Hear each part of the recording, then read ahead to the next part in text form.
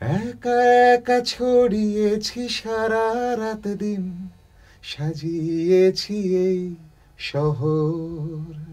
এবং আমার মনে হয় আমরা খুব সিম্পল অ্যারেঞ্জমেন্টস করেছি, খুব কমপ্লিকেটেড নয়, যাতে গানের সুর এবং কথাটা বেরিয়ে আসে। শ্রীজাতদা is one of those few lyricist যে এখনকার সমকালীন কথা লেখে গানে। উনি একজন বিশিষ্ট আনন্দ পুরস্কার পাওয়া কবি, সুতরাং কবিতা ওর গান খুব কাব্যিক। ধরুন টাইটেল সংটা লিখলো, আমার মনে হলো এই কথাটা যদি একটু বদলায়, বা সেরকম আবার একটা গান আছে ধরুন থিম সং এই ছবিটার, সেটা কিন্তু আমায় বলতে হয়নি, সেটা একবারে বেরিয়ে গেছে এবং সুরটা ফলো করে এবং খুব আমার মনে হয় বেশ ইন্টারেস্টিং এবং সুন্দর হয়েছে। সুতরাং ওর সাথে কাজ করাটা না আমার খুব খুব সহজ। অনেক বেশি এই খোলা হাওয়াতে গীতিকারের ভূমিকাটা নিয়েছে। এগুলো পড়লে ভালো লাগবে না, এগুলো গাইলে বেশি ভালো লাগবে। একা একা ছড়িয়েছি সারা রাত দিন, সাজিয়েছি এই শহর।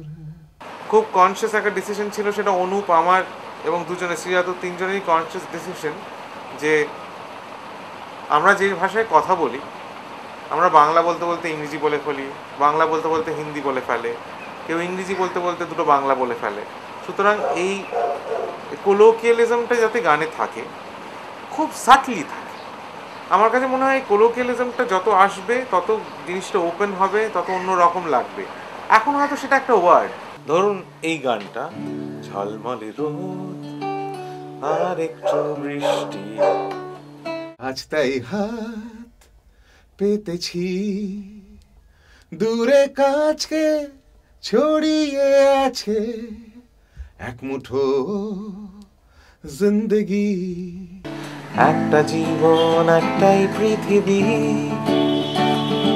আমি প্রাণ ভরে তাই একবার খুঁজে নিই তোমার খোলা হাওয়ায় মুখ লুকিয়ে তো বেঁচে আছি আজ জিন্দগি। আমার কাছে জিন্দগিটা কিন্তু একেবারেই মনে হলো না যে গানের বাইরে।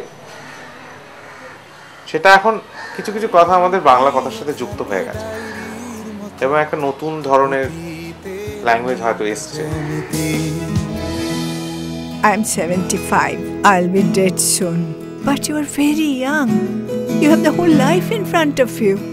So stop complaining. কি ব্যাপার? আপনিও আজকে সুইসাইড করছেন নাকি?